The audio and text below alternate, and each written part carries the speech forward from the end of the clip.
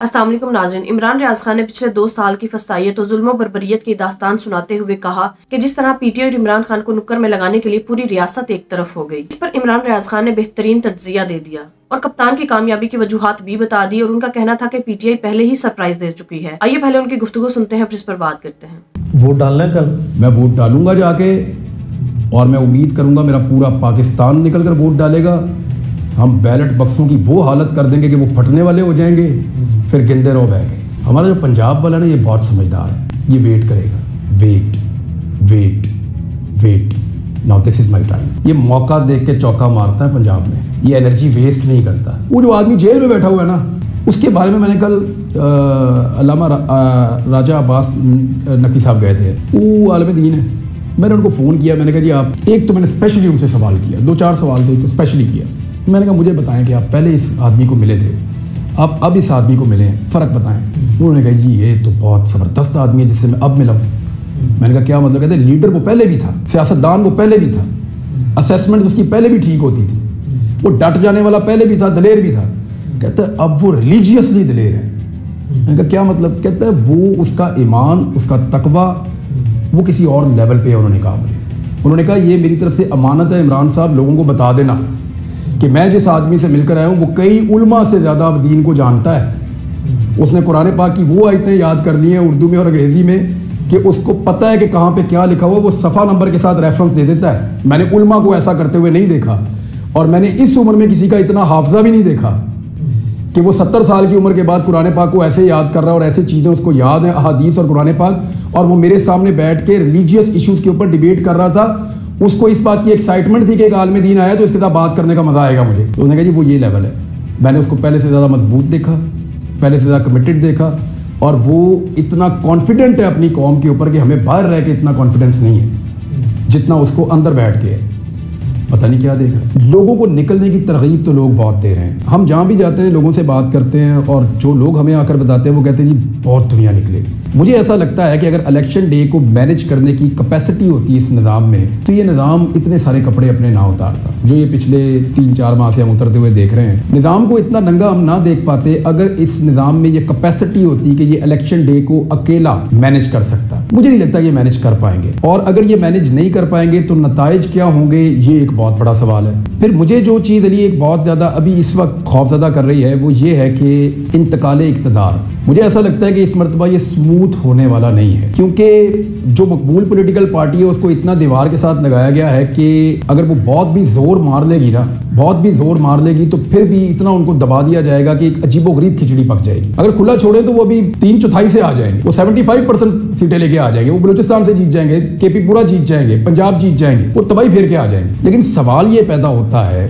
कि जो कोशिश की जा रही है उस कोशिश के नतीजे में जो लोग जीत कर आएंगे वो हुकूमत कैसे बनाएंगे? क्योंकि जो मतंजन पकने जा रहा है ना, जो मुझे नजर आ रहा है, लेकिन हम यहाँ पे इलेक्शन कवर कर रहे हैं अभी। जैसे आप कोर्ट में जाते हैं ना, आपको जज को सलाम जवाब नहीं, आपको आइडिया हो जाता है कि आज जज साहब का मूड क्या है, किस तरफ जा रही है बात। अंदर दाखिल होती है, आप कोर्ट के माहौल को भी भांप लेते हैं कि यहाँ गर्मी है या मौसम ठीक है, कि मैं गलत टाइम पे गलत जगह तो नहीं आ गया। तो इसी तरह हम जो जर्नलिस्ट हैं ना, हम भी चीज़ों को स्मेल कर लेते हैं। मैं काफ़ी इलेक्शन कवर किए हैं, ज़िमनी इलेक्शन कवर किए हैं, जनरल इलेक्शन कवर किए हैं, उसके अलावा बल्दियाती इलेक्शन बहुत कवर किए हैं, जो गली मोहल्लों तक की सियासत के अंदर आपको जाना पड़ता है। तो मेरे ख्याल में जो मतंजन पकने जा रहा है ना, उसका जायका अच्छा नहीं हो। और वो लोग जो इस वक्त शेरवानियां सिलाकर बैठे हुए हैं, मुझे इस बात का खदशा है कि कहीं वो बेचारे बदमजा ना हो जाए और ज्यादा। मैं शरीफ फैमिली की तरफ अगर आपको इशारा करूं तो उनकी 2 बड़ी सीटें जिसके ऊपर उनको बड़ा तकिया है कि वो ले जाएंगे, एक वज़ीर-ए-आज़म पाकिस्तान की और एक वज़ीर-ए-आला पंजाब की। मुझे इन दोनों सीटों के ऊपर उनकी फैमिली से ज्यादा मजबूत उम्मीदवार बाहर नजर आ रहे हैं। यानी बहुत अजीब सी सिचुएशन है, और इस सिचुएशन में इनकी ये हालत हो जाएगी कि इनको कॉम्प्रोमाइज करना पड़ जाएगा, क्योंकि एक बहुत बड़ा जिन जो है वो बोतल में बांधा है। और इनकी हालत ये है कि अगर ये कोई बात ना माने तो इनको सिर्फ वो जिन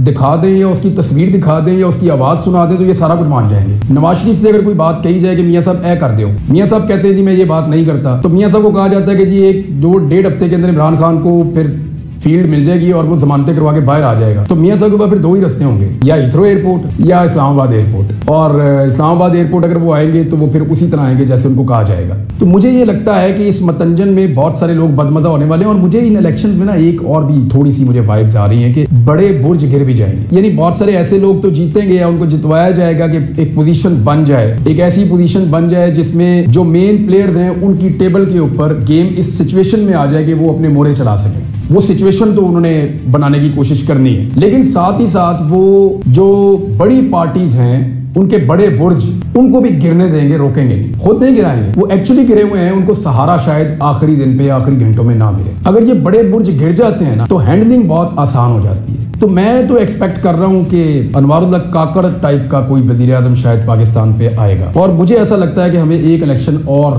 दोबारा लड़ना पड़ेगा पाकिस्तानियों को। ये रिकॉर्ड के ऊपर रहेगा, वीडियो हम रिकॉर्ड कर रहे हैं। अगर तो ये इलेक्शन फ्री एंड फेयर नहीं होता तो इस पे बहुत बड़े बड़े सवालात पैदा हो जाएंगे। अमेरिका की मौजूदा हुकूमत को पाकिस्तान में ज्यादा मुदाखलत करने का शौक नहीं है, चाहे जितनी मर्जी ज्यादती हो, लेकिन जो एक्सपेक्टेड गवर्नमेंट है जो अमेरिका में आ रही है वो इसमें दिलचस्पी लेगी। और आपको पता है जो अमेरिका दिलचस्पी लेता है तो गल्फ भी लेता है, सऊदीया भी लेता है, यूएई भी लेता है, बाकी भी लेते हैं सब। और चीन और रशिया तो ऑलरेडी वो एक खास किस्म का कैंप आपको आइडिया है कि वो कहां खड़े हैं। इस सारी सिचुएशन में जो नई एडमिनिस्ट्रेशन व्हाइट हाउस में आएगी उसका इंपैक्ट पाकिस्तान के ऊपर पड़ेगा, जो नहीं होना चाहिए। मेरे ख्याल में हमें इंडिपेंडेंट होना चाहिए। हम अगर आज फैसला करें कि हमें इंडिपेंडेंट रहना है और कल हम फ्री एंड फेयर इलेक्शन करवाएं तो अमेरिका की जरूरत ही नहीं होगी कि उसके ऊपर सवाल उठा सकेगा। कोई भी नहीं उठा सकता, वो कह ही नहीं सकेगा। अगर उसकी पसंद की हुकूमत नहीं भी है तो वो नहीं कह सकेगा कुछ भी। फ्री एंड फेयर इलेक्शन है, पब्लिक ने वोट किया है, पाकिस्तान के लोगों का फैसला है, हमें मानना पड़ेगा। तो मैंने एक वीडियो में भी कहा था, मुझे मेरी टीम के लोग बैठे थे, कहते सर एक मैसेज आप रिकॉर्ड करवा दें। तो मैंने वहाँ भी कहा था कि यार अगर मैं नहीं मायूस हो रहा तो आप तो ना ही हो बिल्कुल।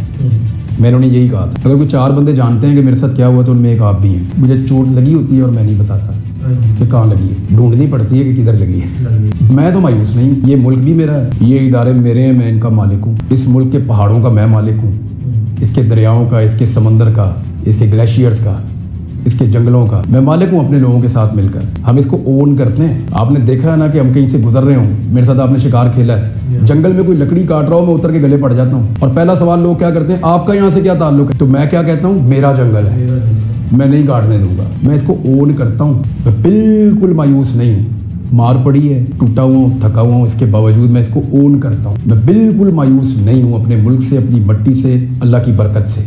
अवाम तो सरप्राइज दे चुकी है, और कितना सरप्राइज देगी, अब कितना टेस्ट करना है अवाम को। उसने सरप्राइज आपको दे दिया एक्चुअली, पब्लिक ऑफ पाकिस्तान ने। सबको पता है कि अवाम क्या चाहती है। बात यह है कि ये निज़ाम अवाम की बात कब सुनता है। कल एक ऐसा मौका है जब अवाम की, नॉर्मली अवाम जो आवाज़ देती है उसकी आप पिच अगर 20-30 आप ले लें, इस लेवल तक वो अपनी पिच को लेकर आ रहे हैं, कल वो 100 की पिच पे जाएगा। क्या जो निज़ाम के कान हैं वो उसको कल सुनेंगे या एक कान से सुन के दूसरे से निकाल देंगे? डिपेंड इस पे करता है, डिपेंड इस पे नहीं करता कि पब्लिक चाहती क्या है। वो सबको पता है क्या चाहती है, कल वो ये बताएगी वो कितने जोर से चाहती है। और देखना यह है कि निज़ाम के कान इतनी जोरदार आवाज़ को बर्दाश्त कर सकते हैं या उस पर लब्बैक कह देंगे, ये देखना है। इमरान खान वो आदमी आया और इस तरह के लीडर ब्लेसिंग होती, इसके पास चारों सूबों में इसने तमाम नस्लों और तमाम फिरकों के लोगों को इकट्ठा कर दिया। यानी आप ये देखें कि इसके लिए एहतजाज सेम टाइम में अहले सुन्नत वल जमात और अहले तशीह और देवबंद, सारे उलमा इकराम सेम टाइम में इसके लिए प्रोटेस्ट कर रहे होते हैं। तो फिरकों वाला मसला हो गया खत्म। पठान, पंजाबी, बलोच, सिंधी सब इसने इकट्ठे कर दिए। ये एक अपॉर्चुनिटी भी होती है, इसका एनालिसिस करना चाहिए, इसको देखना चाहिए। जब इमरान खान देखें कितना और कितनी हुकूमत करना चाहेगा, वो एज के जिस हिस्से में है, क्या वो अभी 100 साल और हुकूमत कर ले? तो जब आपके पास एक ऐसे कदबुत का आदमी हो ना, तो उससे आप कुछ और ना करें तो एक नेशन बनाने का फायदा आप उठा लें। बाकी निज़ाम की मर्जी है। नाज़रीन, इमरान रियाज खान ने जो दास्तान सुनाई, ये सिलसिला शुरू होता है रजीम चेंज ऑपरेशन से, जो बैरूनी साजिश के तहत इमरान खान का तख्ता पलटा गया।